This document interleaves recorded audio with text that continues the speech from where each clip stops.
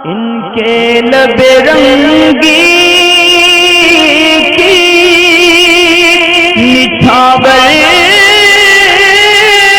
تھی کہ جس نے سوالات تو اور بھی تھے پچھلی ویڈیو کے اندر جو دیے تھے اس سے آگے کے،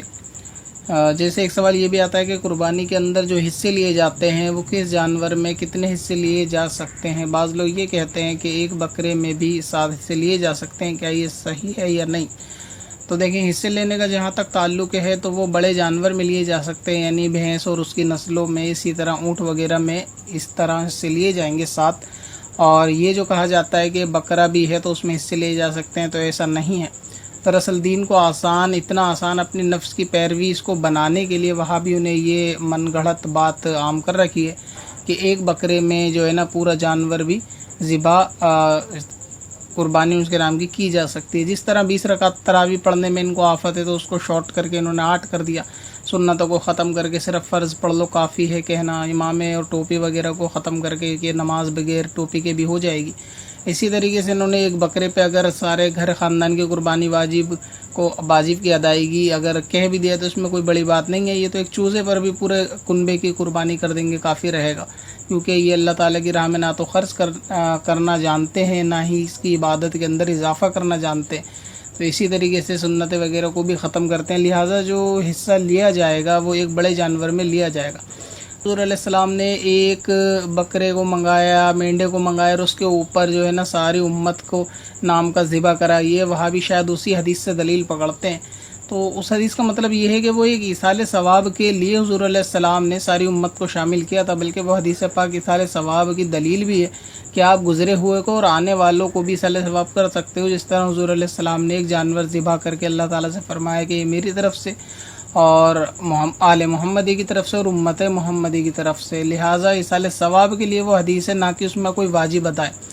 اور بکرا ہر فرد کی طرف سے ایک ہوگا، یعنی جس پہ قربانی واجب ہے اس کی طرف سے ایک بکرا ہوگا۔ اب چاہے تو بکرے کے بدلے اگر کوئی بکری کرنا چاہے تو اس صورت میں بھی قربانی ہو جائے گی، مگر بہتر یہ ہے کہ وہ بکرا ہو۔ اچھا، اس کے علاوہ گوشت وغیرہ کے حصے کے تعلق سے بھی مشہور ہے کہ 3 حصے کرنے چاہیے، اور ایک رشتہ داروں کو، ایک غریبوں کو اور ایک خود رکھنا چاہیے۔ تو سوال یہ آتا ہے کہ سارا گوشت ہم خود رکھ سکتے ہیں؟ اگر خود کا خاندان بڑا ہے یا خود کے گھر والے زیادہ ہیں تو ایسی صورت میں خود اپنا سارا گوشت رکھ سکتے ہیں، تو اس میں بھی کوئی حرج نہیں ہے، اجازت ہے، رکھ سکتے ہیں، مگر بہتر یہ ہے کہ دوسروں کو بھی تقسیم اس میں کیا جائے۔ اچھا، ایک آتا ہے کہ اگر ذبح کرنے والا وہابی ہو، ایسی صورت میں جانور ذبح ہوگا تو دیکھیں وہابی کے ہاتھ کا ذبح ہوا بالکل سور کی طرح حرام ہے، تو اگر وہ جانور وہابی نے ذبح کیا تو اسی صورت میں ذبح نہیں ہوگا۔ ہاں، اگر ایسا ہے کہ قصائی خیالات وہابیہ کا ضرور ہے، مگر یہ کہ ذبح سنی مسلمان نے کیا تو جانور حلال ہو جائے گا، مگر یہ کہ وہابی کے ہاتھ سے ذبح نہیں ہونا چاہیے۔ اچھا، پھر ایک آتا ہے کہ گوشت وغیرہ کی تقسیم کو لے کر بھی کہ یہ گوشت جو ہے وہ کافروں کو بھی دے سکتے ہیں یا نہیں دے سکتے ہیں، کیونکہ بعض لوگوں کے ملنے جلنے والے ہوتے ہیں۔ تو ایسی صورت میں حکم یہ ہے کہ قربانی کا گوشت ہو یا کیسا بھی وہ کافر میں تقسیم نہیں کرنا چاہیے، بلکہ سنی مسلمانوں کے اندر تقسیم کرنا چاہیے۔ تو اب یہاں ہوتا یہ ہے کہ کچھ بد مذہبوں کے گھر سے بھی گوشت وغیرہ آ جاتا ہے، جیسے وہابی وغیرہ آس پڑوس میں ہوتے ہیں تو ان کے وہاں سے گوشت آ جاتا ہے، تو سنیوں کو اس میں کیا کرنا چاہیے؟ تو ان کے وہاں کے گوشت کو الگ رکھنا چاہیے اور ان کے وہاں کا گوشت واپس کسی وہابی یعنی انہی کے فرقہ باطلہ کے گھر میں بھجوا دینا چاہیے کہ خبیث مال کو خبیث لوگ کھائیں گے تو اس میں کوئی اعتراض والی بات نہیں ہے۔ اچھا، ایک اسلامی بہن نے پوچھا تھا کہ جوائنٹ فیملی ہے ہماری، سب مل کے رہتے ہیں، اسی طرح ہے کہ اسلامی بھائی کا بھی یہی سوال تھا کہ سب جنے مل کے رہتے ہیں، مال کا مالک کون ہے اس کے بارے میں پتہ نہیں چلتا جوائنٹ فیملی میں، جس سبھی لوگ کماتے ہیں اور گھر کے بڑوں کے ہاتھ میں لا کے پیسے دیتے ہیں، اب یہ قربانی کس کے نام کی واجب ہوگی؟ تو دیکھیں، اس میں قربانی کے واجب ہونے کا جو شرط ہوگی وہ یہ ہوگی کہ جو اس سب مال کا مالک ہوگا قربانی اس پہ واجب ہوگی۔ مثال کے طور پہ اگر کوئی شخص ہے وہ کماتا ہے، کمانے کے بعد گھر میں پیسے بھیجتا ہے باہر سے، تو ظاہر سی بات ہے اگر اس نے اپنے پاس کوئی مال جوڑا نہیں ہے اور یہ مال جو اس نے دیا ہے وہ گھر والوں کو خرچے کے لیے دے دیا، تو ایسی صورت میں جو اس مال کو رکھ رہا ہے، یعنی اگر گھر میں عورت رکھ رہی ہے تو وہ اس کی مالک ہوگی تو اس پہ قربانی واجب ہوگی، اور اگر آدمی نے اپنے ہی مال گھر میں رکھنے کے لیے صرف بھیجا ہے، یعنی اپنا اس کا خود کا مال ہے لیکن جوڑنے کے لیے گھر میں بھیجا ہے، تو ایسی صورت میں مالک تو یہ شخص ہی ہوگا اور قربانی اس پہ واجب ہوگی۔ لہٰذا جوائنٹ فیملی کے اندر جہاں سب جنے کما کے کسی ایک شخص کے ہاتھ میں پیسہ دے کے اس کو مالک کرتے ہیں، عرف میں یہی عام ہے، تو ایسی صورت میں جو شخص یہ پیسے رکھ رہا ہے، چاہے وہ گھر میں لیڈیز ہو یا جینٹس ہو، اس کے نام کی قربانی ہوگی، باقیوں کے پاس اگر مال نہیں ہے تو اس میں قربانی نہیں ہوگی۔ اسی طرح گھر کے اندر خواتین کی جو شادی وغیرہ کا تعلق ہوتا ہے لڑکیوں کی، تو ان کی شادی سے پہلے بھی کچھ اخراجات جو ہے وہ جمع ہوئے رہتے ہیں یا زیور وغیرہ رہتے ہیں عورت کے پاس، جب تک اس کی لڑکی مالک نہیں ہو جاتی تو ایسی صورت میں اس زیور اور پیسے رکھنے والی کے اوپر بھی قربانی واجب ہوگی اگر گھر میں وہ لیڈیز نے رکھ رکھا ہے۔ اور اگر یہ سارے پیسے اور زیور وغیرہ کے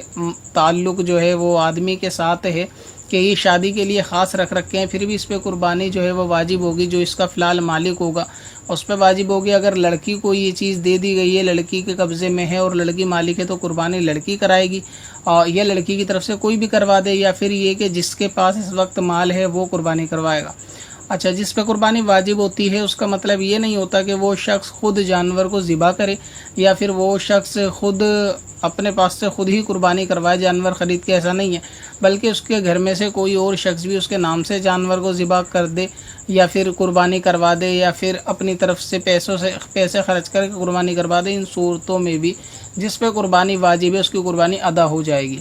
ایک بھائی نے پوچھا تھا کہ بڑا جانور میں 7 لوگوں کا حصہ لیا جاتا ہے تو کیا ان سب کو ہاتھ لگانا ضروری ہوتا ہے؟ تو ایسا بالکل بھی نہیں ہے، آپ صرف یہ کہ سبھی لوگوں کی طرف سے اگر کوئی ایک شخص بھی قربانی کرے گا تو ان سب کی قربانی ادا ہو جائے گی۔ اور جس طرح یہ 2 لوگ یا 3 لوگ چھری پہ ذبح کرتے وقت ہاتھ لگاتے ہیں، تو ایسی صورت میں تو زیادہ احتیاطی چیز کی ہے کہ کلمہ ان سب کو پڑھنا فرض ہے۔ اگر بالفرض یہ خیال کر کے کہ دوسرا بندہ پڑھ لے گا، پہلے نے کلمہ نہیں پڑھا اور ان تینوں میں سے کسی ایک نے بھی کلمہ پڑھا اور باقی ایک نے چھوڑ دیے، تو ایسی صورت میں جانور وہ حرام ہو جائے گا۔ لہٰذا بوقت ذبح جو شخص چھری پکڑے گا، یہ جتنے لوگ چھری پکڑیں گے ان سب کا کلمہ پڑھنا فرض ہے۔ بہت ساروں کو دیکھا گیا ہے کہ وہ ذبح کرتے وقت کسی دوسرے کا ہاتھ لگوا دیتے ہیں اور ذبح کرتے ہیں، اور جس کا ہاتھ چھری پر پکڑاتے ہیں وہ شخص خاموش ہوتا ہے، تو ایسی صورت میں وہ جانور حرام ہے، وہ جانور حلال نہیں ہے۔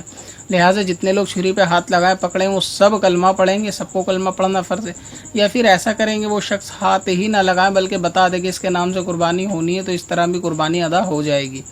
جانور کے کھال کے تعلق سے ایک سوال ہے کہ جو جانور یا بکرے کی کھال ہوتی ہے کیا اس کو مسجد یا مدرسے میں دینا ضروری ہے؟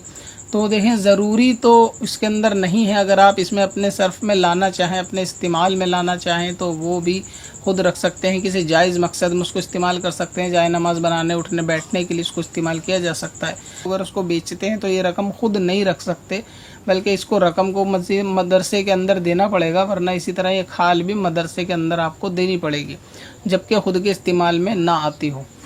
تو یہ قربانی کے کچھ مسائل تھے جو ابھی حال فی الحال میں پوچھے گئے تھے کمنٹس کے ذریعے، جس کو میں نے مجموعی طور سے جواب دے دیا۔ امید ہے کہ آپ لوگوں کے جواب مل گئے ہوں گے۔ پھر بھی اگر کچھ سوالات ابھی اس ویڈیو کے دیکھنے کے بعد آتے ہیں تو پہلے وہ شخص جو نئے اس چینل پہ ہیں وہ پچھلی ویڈیو کو دیکھ لیں قربانی کے تعلق سے، ایک ابھی پارٹ 1 ڈلا ہے، یہ پارٹ 2 ہے۔ آگے انشاءاللہ تعالیٰ اور سوالات آئیں گے جو ان 2 ویڈیو میں شامل نہیں ہوئے، تو آپ اس کو یاد دلا دیں، انشاءاللہ تعالیٰ میں اس کو اگلی ویڈیو میں شامل کرنے کی کوشش کروں گا۔ پتھر میں حسن لالے پرنوار بنایا